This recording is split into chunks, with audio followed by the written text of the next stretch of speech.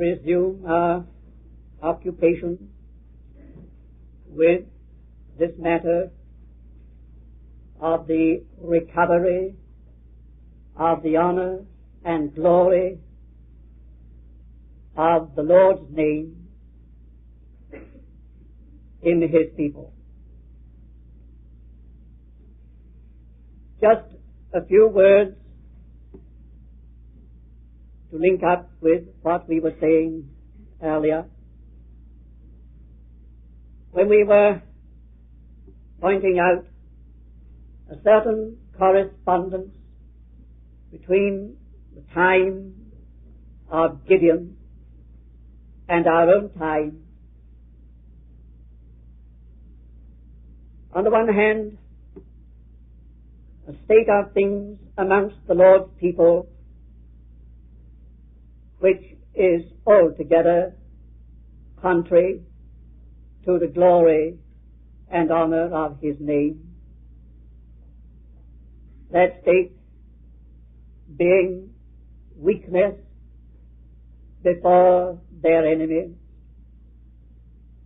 so largely at the mercy of their foes, defeat and helplessness, then poverty, no real enjoyment of the wealth of the land, which still was the land of promise and covenant, flowing with milk and honey, but not for them in their state. Food very scarce and far to be sought. Confusion, a big question, continually dominating their minds as to the meaning of it all and as to the way out. Disintegration and confusion, no cohesion, no oneness, no solidity, and without leaders to speak with that finality of authority in the name of the Lord,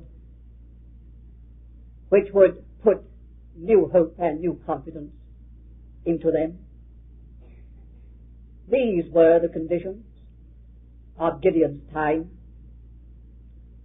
and as we have said, there is something like that today. We'll not traverse that ground again to emphasize or prove it is true. But on the other hand, God moving in a sovereign way for His name's sake to recover its glory and its honor by changing those conditions. For the honor and glory of the Lord's name is in a people who are strong against their enemies, strong in the Lord and in the strength of His might. His glory and honor is to be found in a people who are enjoying their inheritance in Christ of wealth and riches, where there is not spiritual poverty all the time.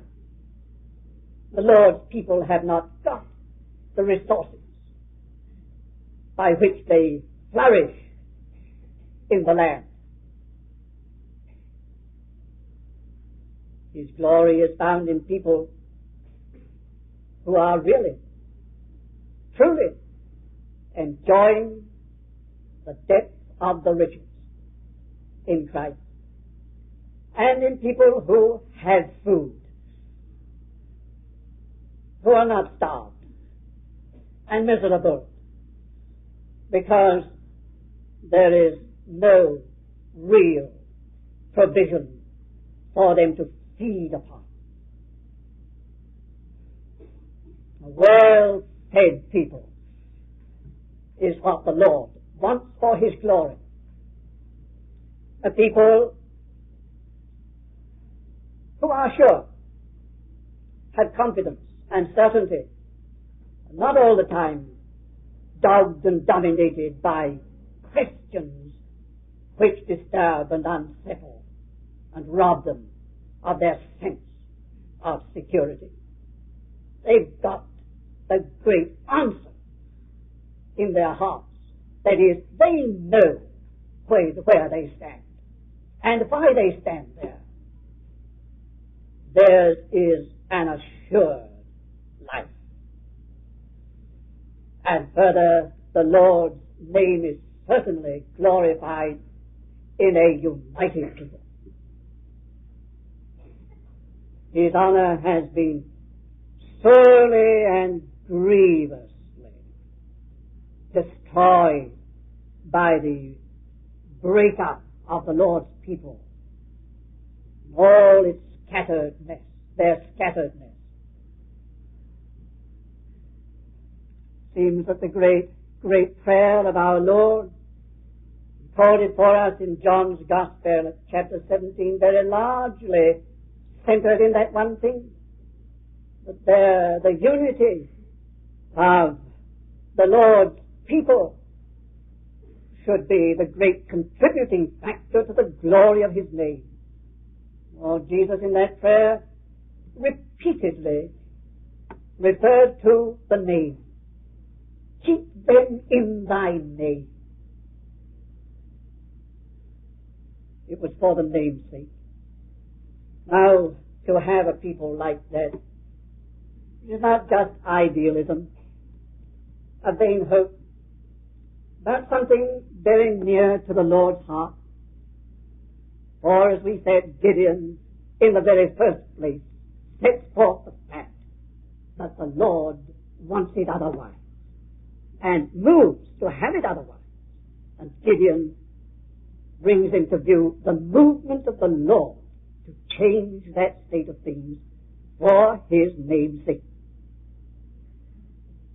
So we went on to look at Gideon as the kind of instrument that the Lord will use for the recovery of the honor of His name by bringing about these name-honoring conditions amongst His people. At that point, we take things up this evening. It is a matter, then, of the recovery and continuance of the testimony of the name of the Lord. While Gideon, on one side, does set forth the absolute sovereignty of God, as we were saying, on the other side, he indicates the ground on which that sovereignty works. It is not a contradiction to say that while God acts in absolute sovereignty, He does look for certain things to bring that sovereignty into action. Even the sovereignty of God, where God's people are concerned, demands certain conditions.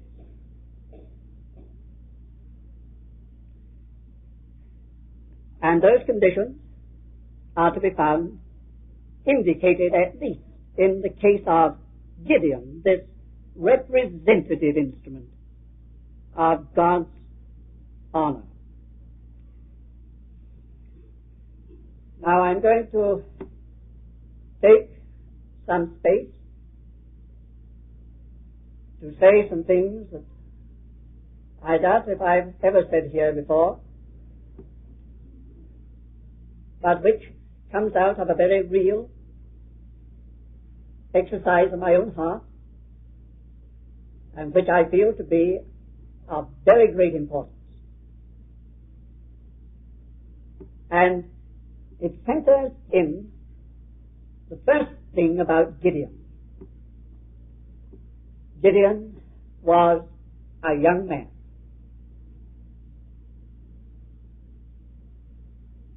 Gideon was a young man. In saying that, and what it implies, we really do get to the point of God's reactions, God's recovery and continuance of His testimony, the honor and glory of His name. What is true in nature is true in the realm of things spiritual. The great factor and principle of spiritual youth. The law of nature is ever fresh reproduction.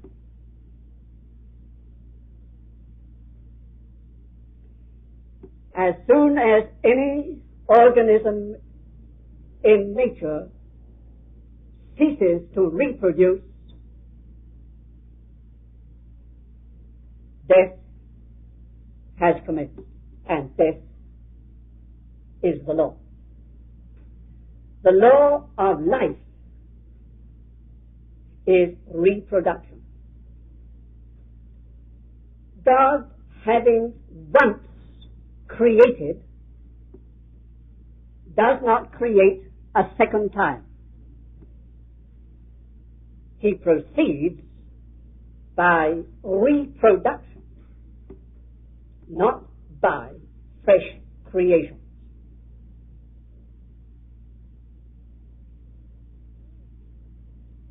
Every new generation is meant by God to be the past values brought into freshness.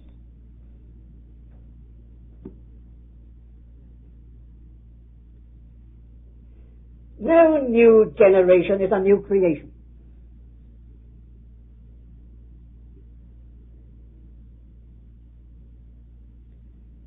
Creation and generation are two different words belonging to entirely two different things.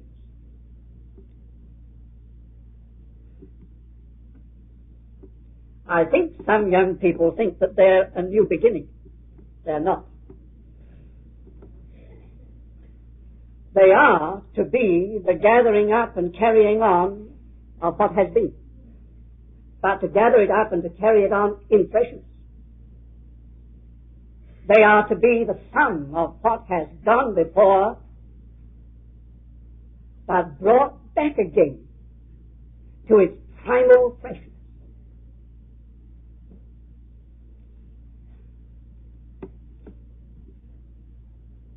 That which is past, if you like, old, I repudiate that word, but for the sake of explanation I use it, is kept fresh by new generations.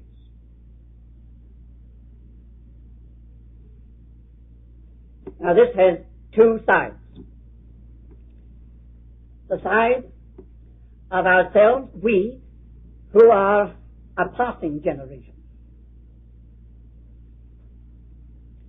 Some of us are a passing generation. But if you're included in that, listen, our freshness and life will be just insofar as we equip the next generation. If we hold things to ourselves, and oh, what tragedies are resultant from old Christians keeping everything to themselves, old servants of God still hanging on, keeping placing it in their own hands. If we keep everything to ourselves, then we'll die. And die with us. And we are bringing things to death. This, of course, is the spiritual law of the blessing of families. See, everything has a spiritual law behind it in God's mind. The blessing of families is, on the one side, to keep the old people young. Find the old people who have no young people around them, and they're old indeed. They're older than they ought to be. You might sometimes feel that you must qualify that. They have a way of wearing you out. But nevertheless, the principle holds good. It's a divine principle. The blessing of families on the one side is to rob old people of their age, to stop them getting old. That's the principle. That's the law. That's the divine thought. See, a mark that God has not come to an end, is not finishing up, but means to go on, is that He brings young people in.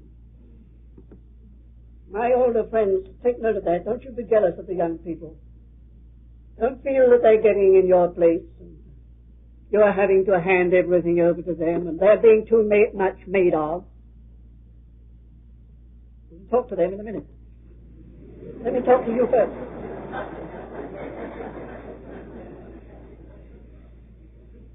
No.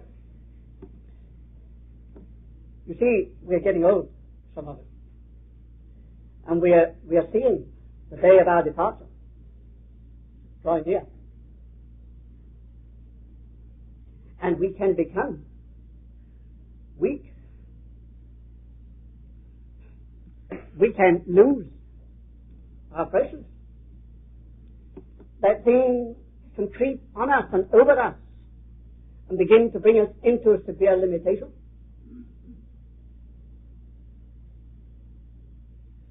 We need something to save us. We need to be delivered. Or, as I have said, we may cling and cling, and in so doing, bring in death. What is our salvation? What is the renewing of our youth? What is the way out of that sense of an end, tending end, and growing limitation? What is the way out? It is to equip and provide for the generation that follows. To do everything in our power to see that the thing is passed on to them and that they are ready to take it up. Not to suspect their youth, not to criticize them because they are young, not to do what certain evidently were inclined to do over Timothy. The apostle had to say, let no man despise thy youth. When I first started ministry, I was quite a young man, and I had to assume responsibility for a church, and there were some old men who were saying, but he's so young. But I had a champion among them who said, but he's getting over that every day.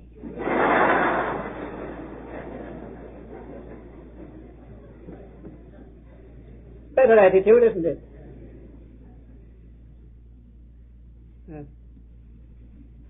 Yes, let me repeat.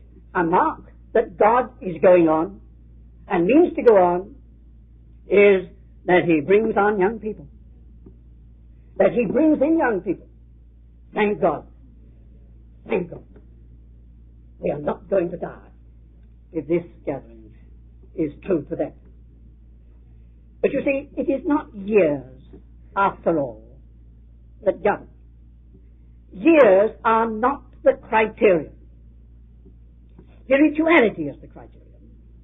And that need not be a matter of years at all. There are some people old in years who are babes spiritually. There are babes spiritually who are far ahead of many of their time elders. It is not that.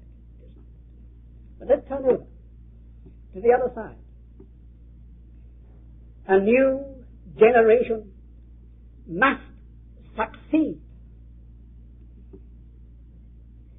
in an inward way to that which is passing. I underline certain words. In an inward way to that which is passing. The young people, the followers on, must succeed. Those who have carried the testimony of the Lord before them, they must succeed not officially, they must succeed spiritually, inwardly. Here is the rigid law of the Bible and its principle again. For there is always something deeper than what is on the surface of anything that's in the Bible. That rigid law of the Bible in the penalty of dishonoring and repudiating parents. There were few, if any, more rigid laws and penalties in the old dispensation than those connected with children dishonoring or disparaging or repudiating their parents. In those days, you had only to do that as a son to your father, and stoning was the penalty. Your life is full. I say behind that, there's a divine principle. The divine principle is this, that a father, a mother, a parent, from the divine standpoint, is supposed to have a knowledge of the Lord, which is indispensable to their children. And lest the children despise or set aside the parent, and they despise the very thing that they need for their own life, and their life is forfeit if they despise it. That's strong, but it's true.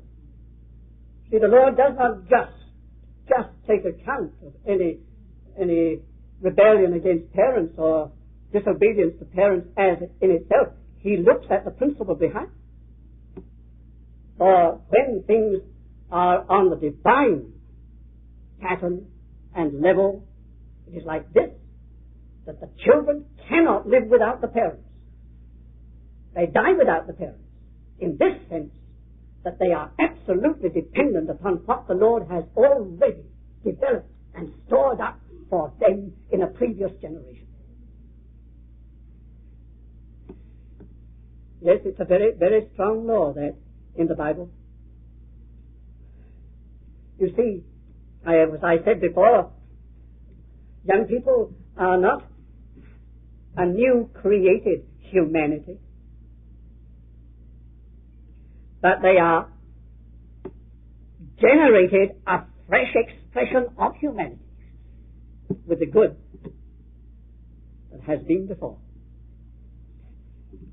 It's significant, isn't it, in this connection, that when Gideon became an old man, and the men of the country came to him and said, "Be our king and rule over us," Gideon would have nothing of it, but his 7 sons were to rule over them. Instead of the father should be the children. It's the principle again, you see. Age giving place to youth, but mark you in terms of sonship. That means spirituality. Now, young people, got that? You've grasped that, and all of us, we are on the way to the recovery of something. The recovery of the Lord's name. You don't need that I stay to discuss with you how on the one hand, that which is spiritually old and worn out and finished with takes from the glory and honor of the Lord. Let me put that another way. The Lord's glory and honor is expressed in perennial youth.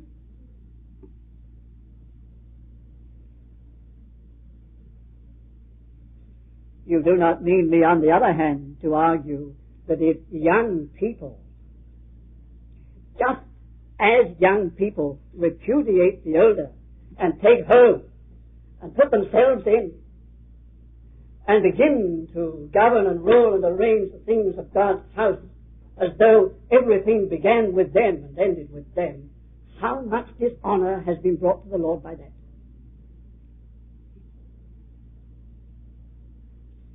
Now, these are spiritual things to be taken note of.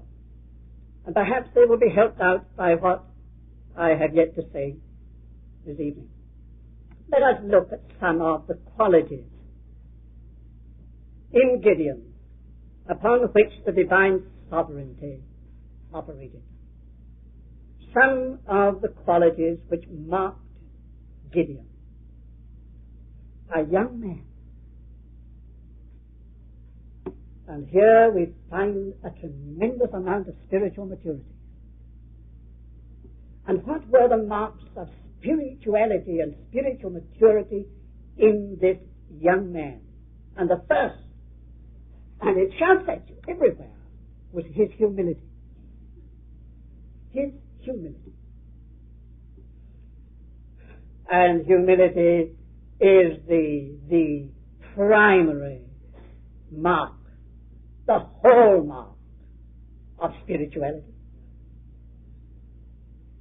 and of spiritual maturity. Oh, what a lot of history is so often required before the Lord gets that in his people and in his servants. Humility. Look at him. No pride of person. Far from thinking anything of himself, he thought very little of himself. Read the story again. No pride of family. My family is the least in Manasseh, and I am least in my father's house. No, he could take 10 servants all the same out of his father's house.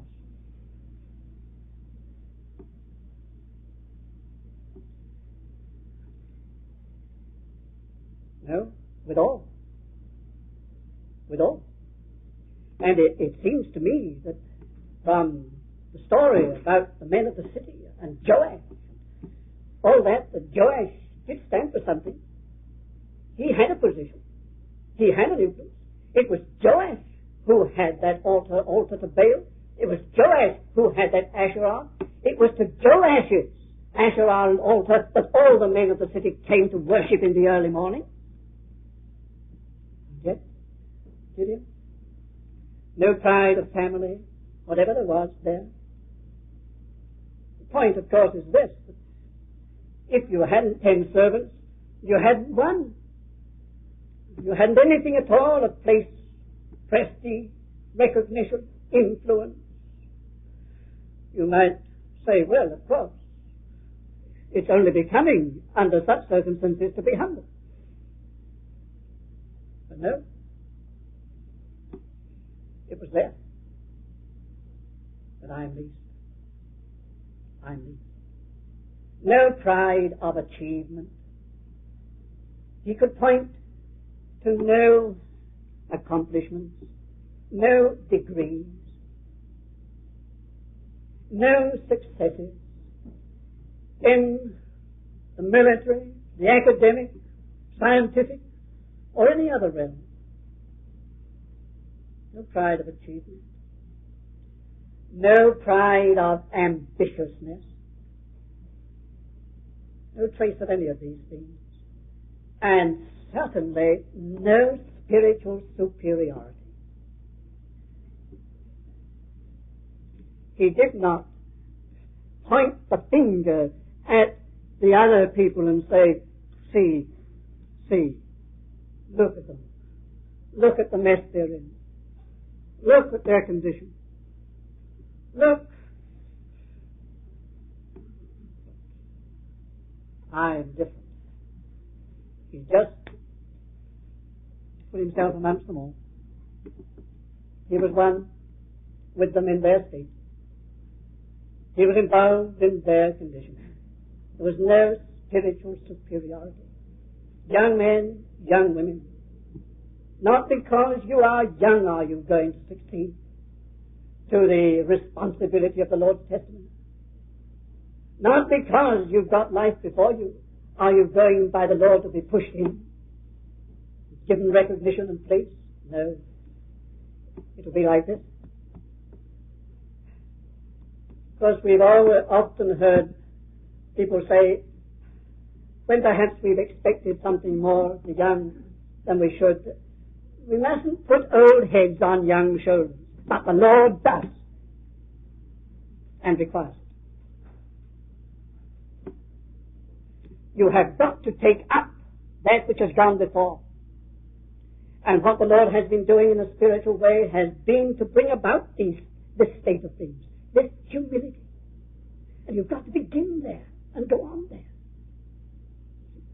If there is any mark about any of us of pride of person, of achievement, of position, any spiritual superiority in looking down at others and criticizing and judging and condemning, the Lord will not do as he did with Gideon when it says the Lord looked on him. No, the Lord will not look on us if it's like that. Will not come into his view. That can never bring glory to his name. Oh, may I appeal to you to guard against criticism which comes from a spiritual superiority. Guard against it as you would guard against a plague. It's not our business to let it be known that we disapprove of people. Our business to find the basis at which we can help them. Help them. We may in our own heart of hearts feel bad about certain things where they're concerned. But that's to stay there. Not to come out in our influence and our attitude and our looks and our words and our arguments and our attempts to tell them where they're wrong and wrong and wrong. In their associations and connections and all the other things. That's not our business. Humility is find a point of spiritual helpfulness and work on that.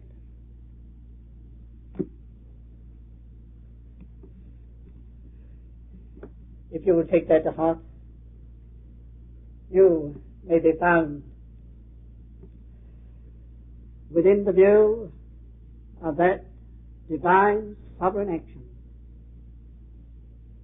to bring glory to the Lord's name, to recover his testament. The next thing we find about Gideon was his industry or his industriousness. Gideon was threshing out corn in the wine press to hide it from the Midianites. Very little seemed possible. Most people had fled to caves and holes.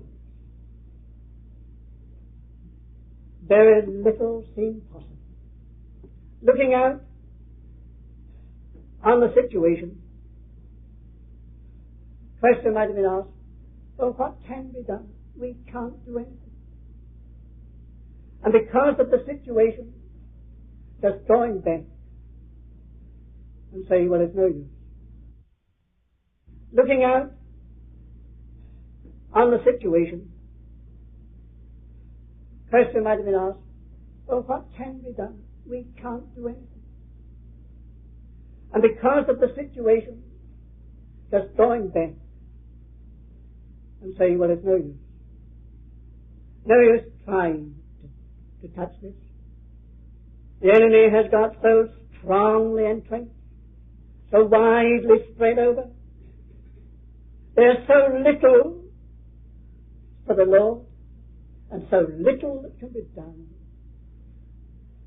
Paralyzed and impotent because of the apparent impossibility of doing anything. But Gideon was not so.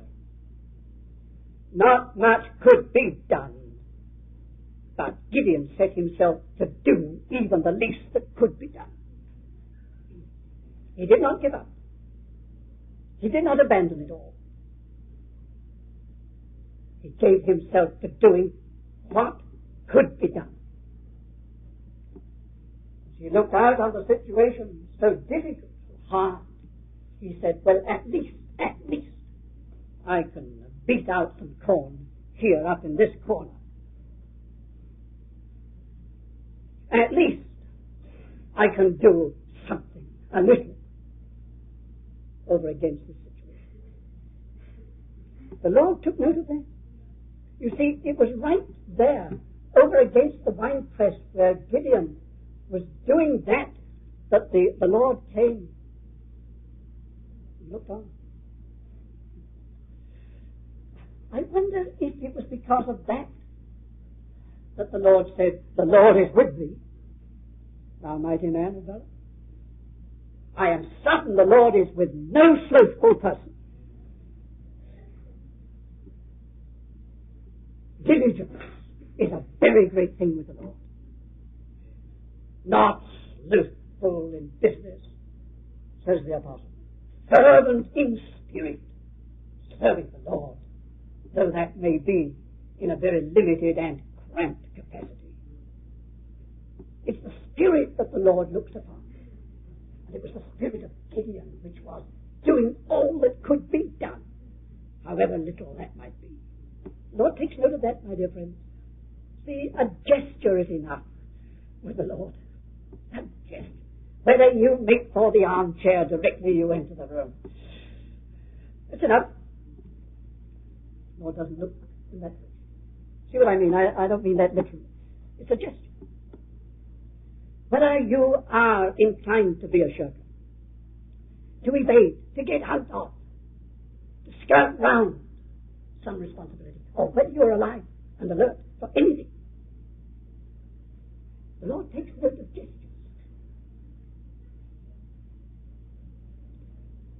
The Lord looked upon him. The margin says, the Lord turned toward him. Further, Gideon's concern for others. Of course, it's a part of what we just said. Concern for others. He looked and he said, these people are starving. The enemy is taking away their bread, their food. The enemy is doing all he can to see that these people are undernourished, underfed, and so weakened that they'll never be able to lift a hand for their own salvation, deliverance.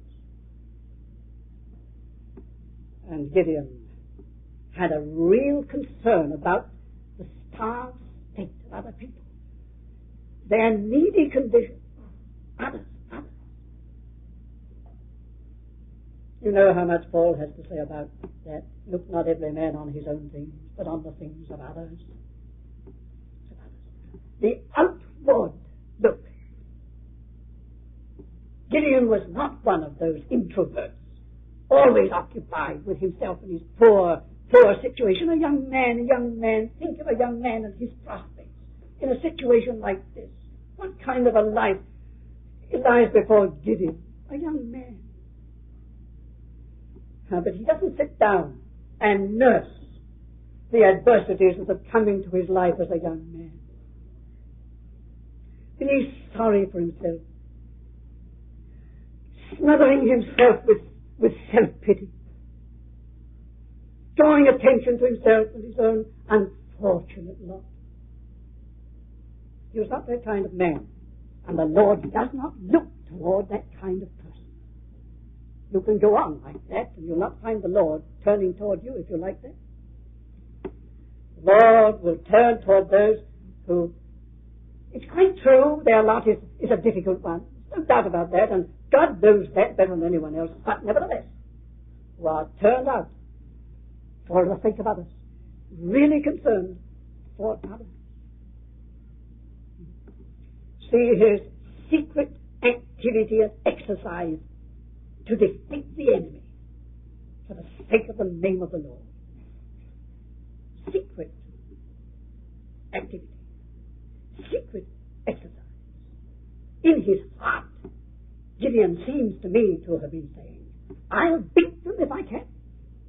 I'll outwit the enemy if I can. I'll spoil their plans if I can. I'll see that they have as little success as in me lies. It's the spirit, see, of the heart. Further, Gideon betrays a real soul perplexity and suffering, which it seems to me is the outcome of real heart exercise. When the Lord comes and says, the Lord is with thee, thou mighty man of valor, he instantly answers, if the Lord be with us, why is all this come upon us? Why is all that which our fathers told us of, the former activities and wonders of God, why there's none of that today? There was a big why in his heart about the situation. He was exercised about this. He was concerned about this. He was trying to find some explanation. He was reaching out to get the key to this thing. And the situation was creating real pain. I was going to say real bitterness. And you know, there's a kind of bitterness of spirit that is permissible. It is not wrong. If we become bitter and sour against the Lord in rebellion, that's a wrong kind of bitterness. But there was a bitterness in the heart of Anna. Do you remember? When she prayed at the temple. And Eli misunderstood the moving of her lips in prayer and charged her with drunkenness. And she said, No, my Lord, thy handmaid is a woman of a sorrowful spirit. A bitterness because of the situation in Israel. Have you got anything that corresponds to that? It's so different from a theoretical position, isn't it? We've got all the doctrine and all the teaching, and we know what people ought to be like and what they ought to do and what they ought to know. We've got the answer to it all, and like that, oh no, if it does not come out of the winepress, it's of no value. It's got to come out of the winepress. It's got to come out of the soul travail, where we've had deep exercise in this. To such the Lord will look. Do believe me, whoever you may be, old or young, it's got to be like that. Don't you go out and think that you're going to save the Lord's name and honor and deliver his people by doctrines, by theories, by wonderful interpretations of truth, wonderful vistas of spiritual things. Not at all. Not at all. The Lord is looking for hearts that are breaking over spiritual conditions. Gideon was so distressed and perplexed and was suffering inwardly. And his cry was not the cry of a recalcitrant. It was the cry of a man in trouble. Why, oh Father, are things like this?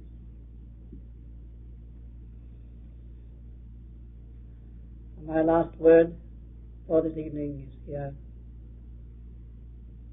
Gideon destroying the enemy in his father's house. We'll never destroy Satan and his kingdom. We'll never destroy the Midianites if privately, behind the scenes, in the background, there's some complicity with Satan's kingdom.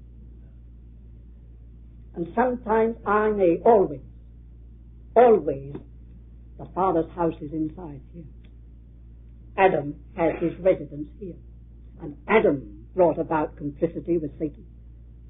And that's inside our own soul. You and I know it. How easy it is to listen to Satan, to agree with Satan, to be carried away by his arguments. There's something inside of us which seems to be in alliance with the very devil himself. Father's house is here. And until that is dealt with and overthrown, and in the place of Baal's altar, the Lord's altar is erected. And more than that, the very thing that belongs to Baal is brought and made the thing for the glory of God. That's being more than conquerors, not only conquerors. Taking the enemy's strength and bringing it to the Lord. Well, if you don't understand that, don't worry. But here it is. Before Gideon could go to save Israel and recover the honor of the Lord's name, something had to be done in the background of his life. He did it cheerfully. He did it in no strong, high-handed way of self-confidence and self-assertiveness. No, in the same meekness which has characterized him all along.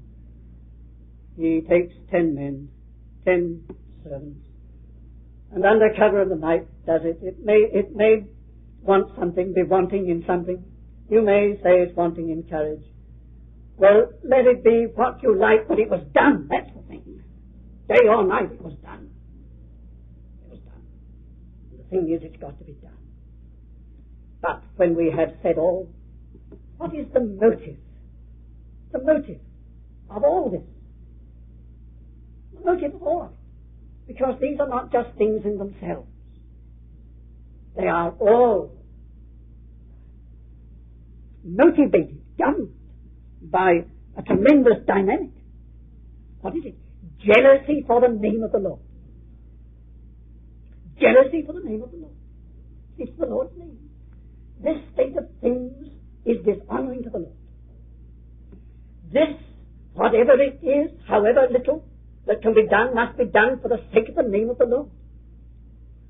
It is not honoring to the Lord for me to accept this situation and sit down and be passive and placid about it. The name of the Lord requires that I do something. Be governed by the honor of the Lord's name. Oh, have a heart for that name. We must see the Lord's people fed. We must see them enjoying the wealth of their inheritance. We must see them on their feet, standing up strong. We must see them brought together. We must see them in a state that glorifies His name, not because we want to be in Christian work in a great enterprise and undertaking, not because we want to see something flourishing in which we have a part, but for the sake of the name. Oh, the Lord give us a heart for His name, looking on everything as through His name. Does this honor the Lord's name? Is this glorifying the Lord's name? Is this worthy of the Lord's name? My relationships with others. Everything. Is this glorifying to the name of the Lord? If not, then if we want the Lord to be with us and the Lord to make use of us individually and together, with others of his people as a vessel. We must be after this kind. A vessel after the order of Gideon. Gideon. I'm looking at Gideon. You might, if you took his estimate of himself, feel that he was rather a poor thing. But remember, there were those things which the Lord regarded as of tremendous importance, upon which his sovereignty could encamp. But these were the things.